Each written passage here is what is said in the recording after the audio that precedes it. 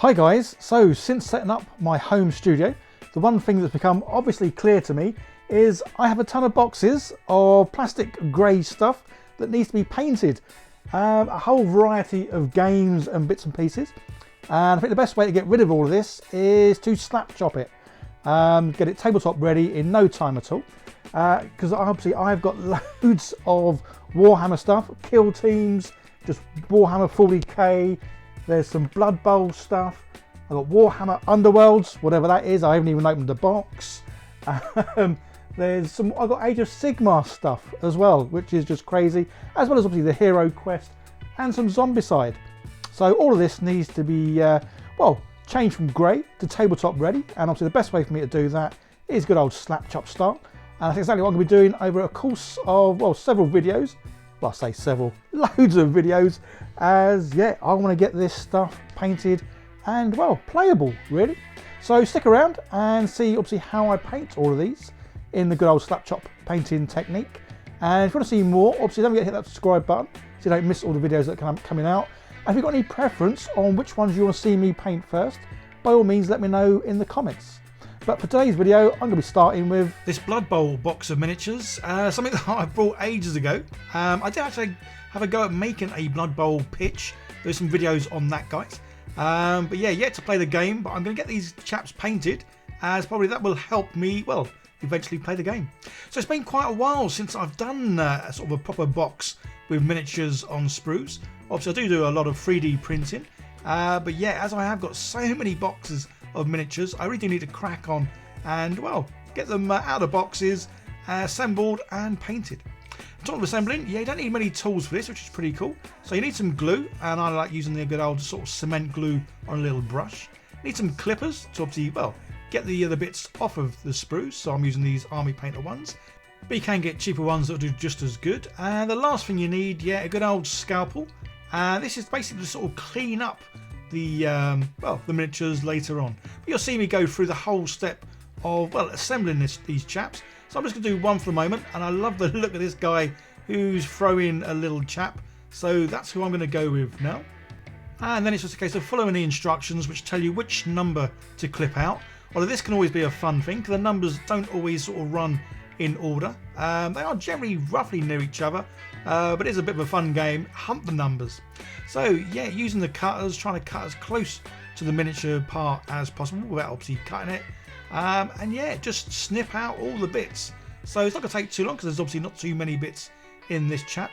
So if I was doing the whole box, yeah, I would cut out each one separately still, assemble it and then cut the next one. I have done the mistake of cutting all the bits off and then having problems, well, trying to get them to fit together, because as you can see, these parts, they only fit on the corresponding part. So you do need to be careful making sure, yeah, you cut out the right bits for the right person. But as you can see, yeah, it doesn't take too long at all putting this together. So I love using cement glue because it glues plastic perfectly, but it doesn't make your fingers stick to everything. And there we go, he's all assembled and ready. Last thing we need to do before we can start painting though, is just to tidy bits up. So these are generally bits where you cut them off of the sprue. There might just be little bits there, so you need to sort of scrape them away. This is why obviously using the scalpel. Mine's as blunt as anything, but it's still good for, well, for scraping away any edges, burrs and bits and pieces. And in this case, I'm just putting them on the base. Obviously can't use the cement glue for this because obviously it's a different type of plastic, the base. So I'm using the good old super glue. Put a little bit on, although as you can see I put a bit too much on, so yeah, just wipe that on the desk, why not. Now onto the fun of painting. As you can see, got my miniature on my little painting handle. It's already primed in black, and now do good old dry brushing. So dry brushing with white on my textured dry brush palette. And the reason we got the palette is, well, as you can see, as I rub the brush on there, I can see exactly how much paint or how little paint is left on the brush. And this obviously means I'm going to get the perfect amount of dry brushing. It's not going to be too heavy, not going to be too light, and yeah, just go over the whole figure. Where possible, I try and do circular motions, as this does give a smoother dry brush. But there are times when, yeah, I don't do the circular motion. I just do like a backwards and forwards because, well, I want to see sort of the roughness of the dry brushing. And as you can see, yeah, it really doesn't take too long at all to get him done. And then we're ready for, well, a bit more painting, and I'm going to be using the Army Painter speed paints for this one. I'm going to try and sort of copy how he looks in the picture, and something I'd recommend everyone doing before they start painting is to paint your lids. As you can see, Fire Drake and Peachy Flesh, the pictures look similar, but the actual outcome, yeah, very different. So it's always worth painting your lids so you can see exactly how the colours are going to look. So I'm going to try and keep the colours to how he looks on the box. So I've got all the paints ready that I'm going to use. Now I just need to get me brushes. So we've got two here, obviously a small one and, well, an even smaller one, and my good old Poppets little thing here to put the paints in. As well, yeah, I love using this. It does seem to keep the paints, well, they stay wetter for longer, but once they do eventually dry overnight, yeah, so it's easy enough to pop out the stuff, because it obviously doesn't stick to the silicone, and then yeah, ready to use for something else. So skin tones, this is one thing I always find a little bit tricky. They're rather normally too dark, too light, or whatever. So you will see, I'm going to do obviously the skin tone here, but then I will change it a little bit towards the end. As yeah, I kind of felt it looks a bit too dark, but you'll see that coming up if you stick around. See how I get on and change the skin tone to make it look a bit more lighter and a bit more skin tonier, I guess. But yeah, obviously absolutely love using speed paints, and as I say, this Slapchop painting technique, been using it now for quite some time.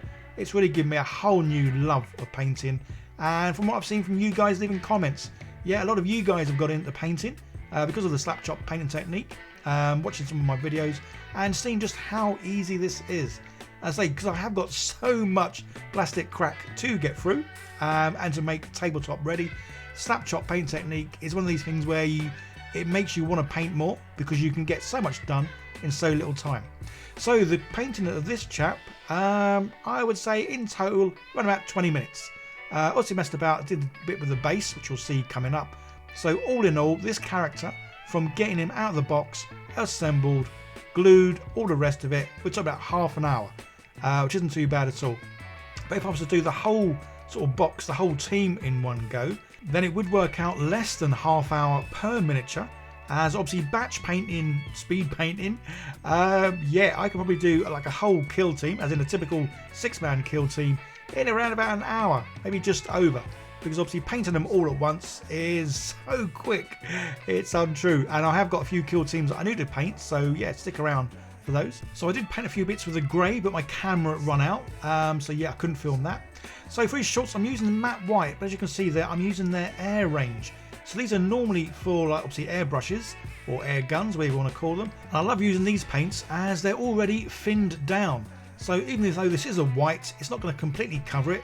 You're still going to be able to see some of that lovely sort of dark areas and the dry brushing underneath. But it is obviously a nicer white than using the speed paint white, which I kind of think comes out a bit more grey. Whereas as you can see, yeah, this has definitely got some white to it, which is pretty cool. And for the first time in ages, I've actually based this little miniature rather than using my clear plastic bases. So yeah, stick around for the end to see how easy you can base these. It literally took seconds, but looks really, really good. So yeah, keep an eye out on that. So yeah, say speed paints, been using these as well for a good couple of years now. Absolutely love how they go on. And the great thing with the Army Paint, the speed paint range, is they do so many colours. Yeah. You're sport for choice, which is typically why I do like painting miniatures, how they look on the box art, just because this saves me having to think too much about what colours to use, as sometimes it can almost be overwhelming, but obviously in a good way, because it's great to have so much choice in well, what paints there are to use. So that's him almost pretty much done. But say this is where the skin tone on him looked too dark, so I'm using some War Paint Fanatic range sort of skin tone there. I've kind of like thinned it down with the speed paint medium, just because I don't want to sort of go over it and cover it too much. But yeah, this works really well, as it does lighten the area, but doesn't take away too much from the Slapchop sort of definition of the priming it in black and then the dry brushing. That can still be seen really, really as well. And yeah, it's dried well, I love it. So nearly finished now, just the last couple of things to do. One of those is obviously to paint the rim of the base black. Obviously you do whatever colour you want, but black's just a nice sort of normal tone.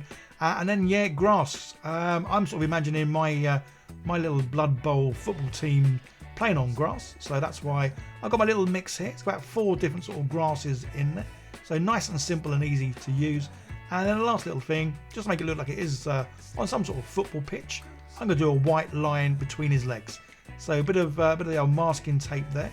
It's the very low tactile one, so it won't pull off, or shouldn't pull off, any of that grass I've just put on. And there we go. Yeah, I think it pulled off 1 or 2 strands, but that's not too bad because I didn't even really let the stuff dry. And there we go. Let's see this dude in all his glory.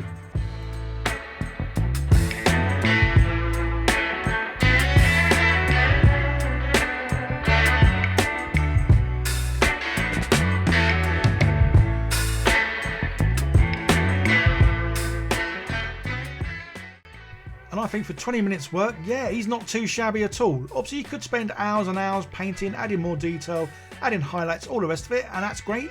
For me, yeah, I'm certainly happy to be playing this, and he's definitely tabletop ready. So yeah, awesome job, 20 minutes, job done.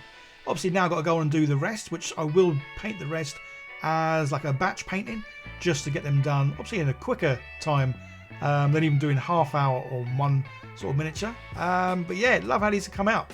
So guys, don't forget to let me know down below what you want to see me do next, whether it's Hero Quest, Zombicide, or some good old Warhammer 40k kill teams, or whatever, or even that game that I don't even know what it is, like I mentioned earlier on. Let me know. There's another video on the screen, guys. Give that a click, see more of what I do. Don't forget to hit that subscribe button, turn on the bell to keep informed of all the videos I do. And yeah, there's definitely going to be a bigger series of, well, Slapchop painting, miniatures, tabletop ready. Okay guys, bye now.